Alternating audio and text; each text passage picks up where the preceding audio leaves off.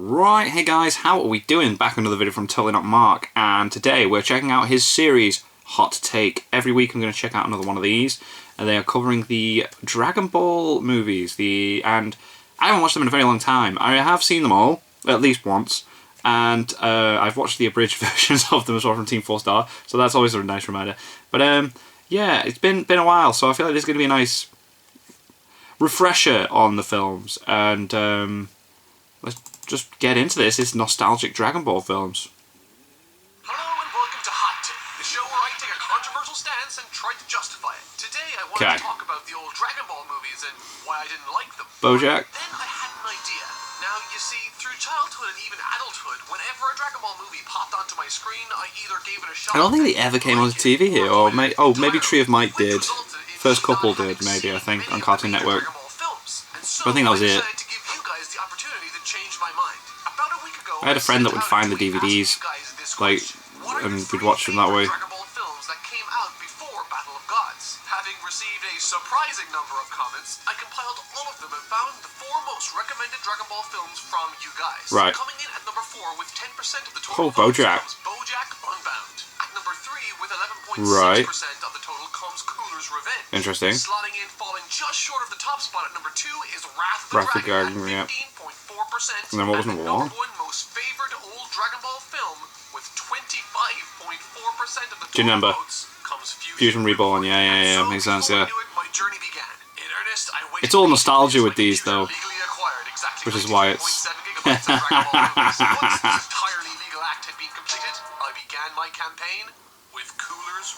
Right. Kind of over... Nothing really happens in this film. It's just because it was Frieza's brother, it was like, oh my god. Yeah, nothing happens. Choices and moments I did not see coming. The most interesting part of the film for me was actually its middle section. Because Cooler's men, who are basically the Ginyu Force, are all equipped with scouters, Krillin and Gohan needed to keep their power levels as low as possible in order to keep them away. Because they're hiding Goku, at this time is barely hanging on due to an injury sustained from Cooler. Because he wasn't able to go Super Saiyan straight away and just end it all. Escaping from rock slides becomes dangerous, lifting boulders becomes very difficult, and flying, well, that's impossible. Yeah, you can't do it. Without wings, that is. Thankfully, Gohan has a pet dragon that grants him the ability to fly to Korin's tower to retrieve some senzu beans that Goku desperately needs. I really enjoyed and now the quest back. And the Piccolo fight that follows is honestly the highlight of the entire movie. Pretty cool, yeah. In terms of action. Cool, I suppose my biggest complaint comes with the character of Cooler himself. He doesn't do anything. The liberties this short film takes with the character of Goku. Cooler is honestly all the most boring parts of Frieza with none of the creativity. Yeah, he's just, I am strong. Boy, if you're one of those people that think Funimation are solely responsible for turning Goku into Superman, watch this film. Toy animation bypasses... Oh yeah, he brings a bird back to life. Goes straight for Jesus. In this film, Goku is like Jesus. Now, with that said, I have no issue with you wouldn't say nature. message. In fact, I like it. But to frame it like this, where Goku is suddenly concerned with the lives of all these animals, the landscape, and even bringing them back to life. Yeah, it's a bit much. If he were Jesus, is a step at least too far for me. Yeah, it is. It's like, what? Can you imagine writing that script and then he brings a bird back to life? What? Just stick it in. Just stick it with it, Jim. I was honestly a little underwhelmed. This may be due to the fact that I just... Oh my god, the Broly movie. Which is just... What this film lacked was originality. Yeah, it doesn't do anything. We've seen it all before. Oh my god, wow! That's the biggest issue I had with this movie. It felt like a longer than average TV episode. The transformation's cool. And sort of mess with the characters a little to achieve its goals. Now, Cooler did have some extremely cool moments that were unique to him, like when he cut through the Kamehameha. Yeah. To be honest, they were few and far between. Only because Goku wasn't Super Saiyan. He could have done it anytime. Extremely contrived too. He was determined to search the forest for Goku because he wanted to be the one to end him personally. Straight up refusing to blow up the planet because he thought that would cheapen it. But what does he do at the end? Try to blow up the planet. Goku's yeah. It really doesn't make sense unless I assume Cooler is exactly the same as Frieza, in terms of personality, which I wouldn't know because Desperation. he basically has 2 scenes in this entire movie. Yeah, we don't see much about him at all. We don't learn anything about him. Aspects to like about this film. As I said, I really enjoyed the middle section, and I love some of the character I hope they retcon Cooler and bring him into the series somehow and actually give him a personality. And the action is smooth and nostalgic, and even some of the callbacks were charming. All in all, better than I expected. see it anytime No, soon. it's not one of those movies I go, wow. Shut up, Bojack.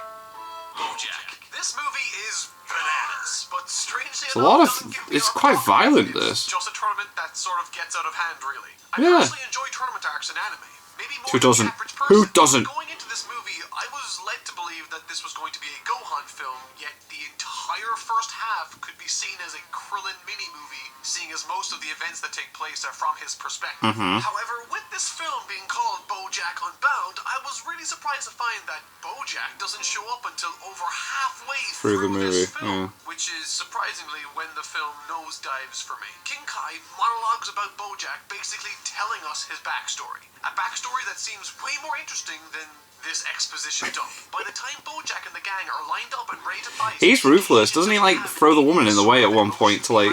we know nothing about Bojack's personality, his past, apart from what King Kai has monologued at us. And all in all, it just feels like the most forced interaction. Why would they have come to Earth? Because Earth's beautiful. Yeah, Yes, it's so pretty. I mean, it's really cool seeing Gohan at Any this excuse to throw age, future but Trunks in. After what happened with Cell, why can't he just go Super Saiyan 2? And kill him. Yeah, it's like the first one. Why didn't Goku just go Super Saiyan and just end it? Villains in this film are sort of void of personality because they haven't been given that development. And so the film rests on the character Gohan, a character that gets a ton of his best qualities based on the villains he fights. See the problem here? Yeah, there's So nothing. because the villains are There's not of nothing. interest, really, everything feels either forced, padded, or boring to me. Gohan is easily the most likable character in Dragon Ball, Yeah. yet I really didn't like Gohan in this movie. He does nothing in the film besides wait, watch, get saved, fly to where his friends are being beaten up, and repeats this until the end, where he too gets beaten up until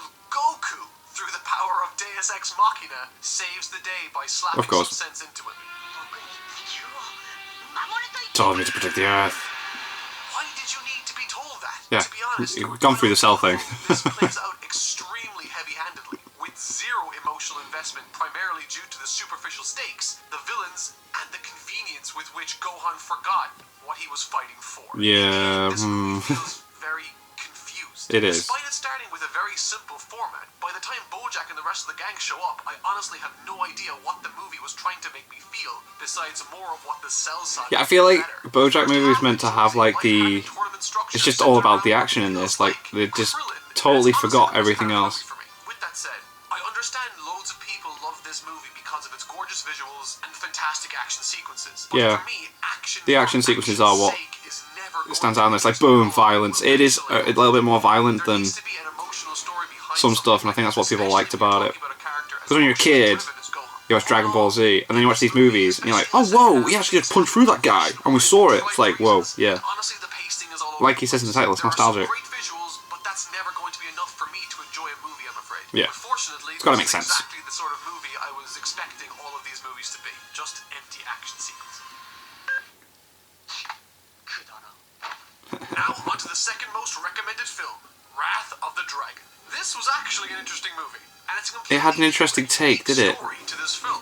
It begins as Videl and Gohan fight crime when they come across this old fella who foresees the end of the world if all 7 Dragon Balls are not gathered. Naturally, the balls are gathered in a quirky, characterized Yay. way that feels extremely Dragon Ball. A wish is made I to remember release liking this hero film. from a music box. The result is Tapion's release, and the theme that accompanies him is spectacular. No, but then it also releases the Instantly monster became thing. one of my all-time favorite Dragon Ball tunes. No small feat, I absolutely adore it. As for Tapion himself, for having just been introduced, his character is actually very interesting. Ignoring his great visual design, His character design's fits amazing. perfectly within the story that's being told here with the Z Warriors, specifically with Trunks. Touted as a great hero, Trunks wants to help Tapion, who has isolated He has a himself for sword. reasons that are still unknown to the viewers. The forces that cause both Trunks and Tapion to interact are organic and believable, making for a genuinely emotional relationship. We learn that Tapion holds within him a great burden, a monster that has shown up several times in the story thus far that is intrinsically attached to him. He alone must play this song to keep the monster at bay, meaning he cannot sleep,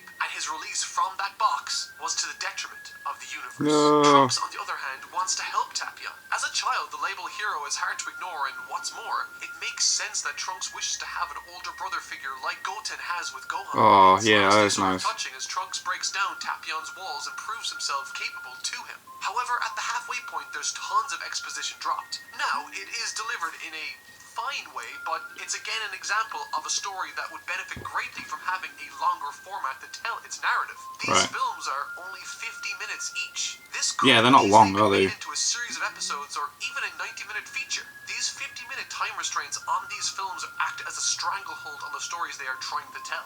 As we approach the end of the film, the monster is released from Tapion, destroying the city. We get some great action sequences with the main cast, including Vegeta, who has been inexplicably absent throughout the film. Yeah. Despite these efforts, however, all of our heroes are down for the count, except one. Tapion takes center stage, playing his ocarina, successfully sealing away the monster within his body, before falling to the floor, screaming in agony. It is then we get the best scene of the film. After spending the entire story working on the relationship between Trunks and his hero from another time, Tapion, in desperation, tells Trunks, one of the only people he trusts, that the only way to stop this monster within him is for Trunks to kill him using this sword. Which, while being a uniquely dark moment in Dragon Ball that's definitely earned, also acts as a potential origin for the blade future Trunks uses, retroactively would have been class to the actions he carried out with that blade earlier in the series. It's honestly a fantastic scene, but naturally, Trunks couldn't bring himself to no way could he do that. It's just too much to drop on a young kid that soon.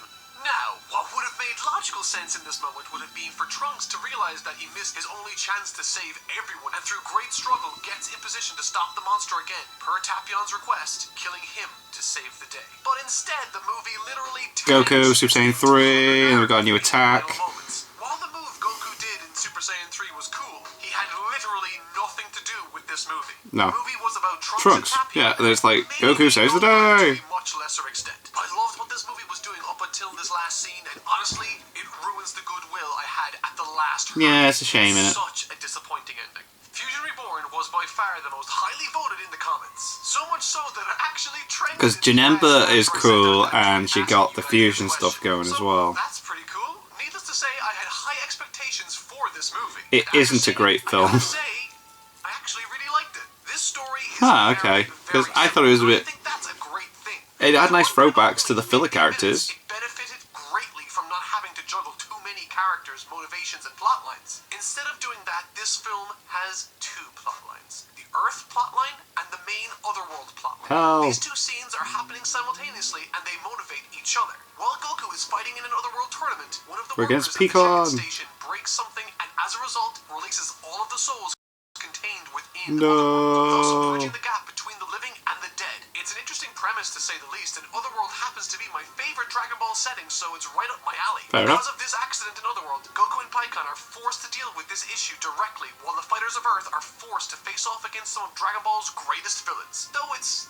not without its bad moments. The fight that takes place in Otherworld is honestly refreshing and fun at the beginning, before turning dangerous and... Oh, Janemba is sick, like... shows up to make the way he teleports through this thing and back. It makes perfect sense that he shows up here to make that save. Janemba as a villain is exactly what this movie needed, and is everything I wanted Majin Buu to be in the canon story. Armed with an incredible moveset and a ruthless personality. So unpredictable. Force of nature to deal with, and a memorable one. I've criticized these films in the past for being too similar to their canon saga counterparts, and while this film does the same thing in trying to mirror the Majin Buu saga, I think it succeeds because, unlike the other arcs of Dragon Ball, the Majin Buu saga left a lot to be desired, and that's putting it mildly. Now, with that said, there are aspects of this movie I really didn't enjoy, and I'm sure I'm not the only one here. The second half of the Earth subplot was awful. You know, when Hitler shows up... Yeah, that was something else. The artwork in this section is much more stylized than the rest of the film, and honestly just doesn't flow with the rest of the story's visuals at all. I understand what's with the black lines? to add levity to the film, but with the fusion between Vegeta and Goku handling a large portion of that levity, this section really didn't serve a purpose for me at all. Ignoring this, because the story made sense,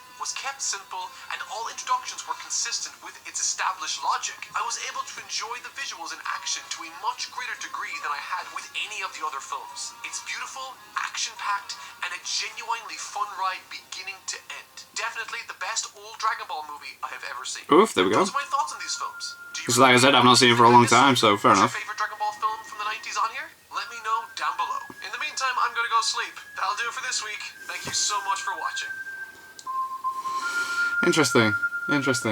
Yeah, I need to watch them again. There is a box set with all of them in, so I might grab that at some point. But yeah, I think every week now, because he's not reviewing Z, I do believe. Or the time he uploaded this, he's probably done the first part of Dragon Ball Z.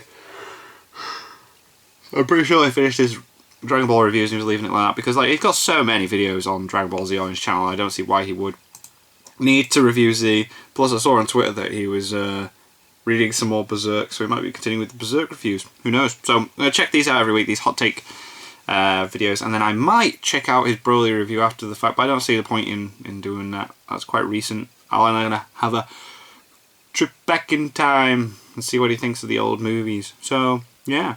Thanks to my patrons. If you want to have your name at the end of every video I upload, links in the description to the Patreon page. $1 a month is all that helps support the channel. It's greatly appreciated. Thank you guys very much for that, and thank you all very much for watching.